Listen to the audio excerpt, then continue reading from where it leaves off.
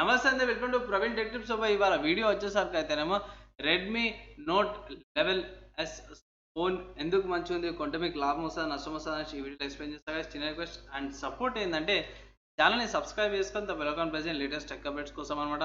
And guys ఈ video చూపించే links అనేవి నేను డిస్క్రిప్షన్లో ఇచ్చేస్తాను, మీరు వెళ్ళి కూడా పర్సనల్గా చెక్ చేస్తాను guys.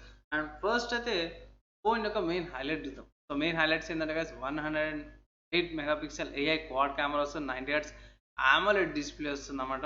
30 watts pro fast charging వస్తుంది. సో 0 to 100% 1 hour 10 minutes లోపల ఫుల్ ఛార్జ్ అయిపోతుంది.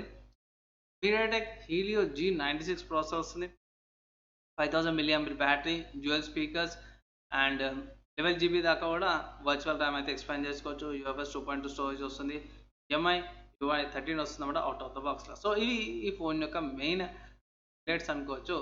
నెక్స్ట్ ఏంటంటే ప్రైస్ చూసుకుందాం. సో ప్రైస్ అమెజాన్లో అయితేనేమో అఫీషియల్ ప్రైజెస్ ఇవి గైస్. ఇది bank of Baroda 1000 rupees instant discount వస్తుందన్నమాట.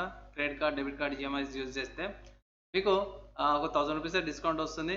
6GB and 64GB storage variant వచ్చేసరికి అయితే 15,500కి వస్తుంది. 6GB RAM 128GB storage variant వచ్చేసరికి అయితే 16,500కి, 8GB RAM 128GB storage variant వచ్చేసరికి 17,500కి వస్తుంది. అండ్ ఈ మూడు కేటగిరీలో ఏది బెస్ట్ అనేసి వీడియో లాస్ట్ చెప్తాను గైస్. అండ్ ఫైనల్గా రెడ్మీ వాళ్ళ వెబ్సైట్లో చూసుకుంటే ఇక్కడ ఏదైతే 8GB RAM 128GB storage variant వచ్చేసరికి కదా 18,500 రూపీస్ వస్తుంది. ఇది హయ్యర్ వేరియంట్. తర్వాత 6GB RAM 128GB storage variant వచ్చేసరికి అయితే మీకు వచ్చి 17,500కి వస్తుంది. 6GB RAM 64GB storage variant వచ్చేసి 16,500 రూపీస్. సో ఇక్కడ కలర్స్ చూసుకుంటే space black, cooler white and horizon blue ఉంది. హొరైజన్ బ్లూ అయితే నాకు నచ్చింది. అండ్ ఆ ఫోన్ ఓవరాల్గా స్పెక్స్ పరంగా కూడా బాగుంది.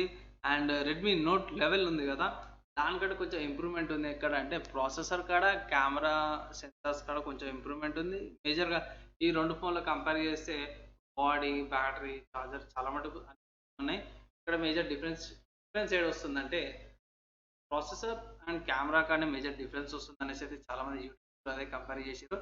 దాని గురించి కూడా సపరేట్గా వీడియో అయితే చేస్తారు. కానీ ప్రస్తుతానికి ఫోన్ అయితే నా ఒపీనియన్లో ఒకవేళ మీరు పర్చేస్ చేసుకోవాలంటే ఇట్లా బేస్ వేరియంట్ తీసుకోండి. 6GB RAM 64GB storage variant తీసుకోండి.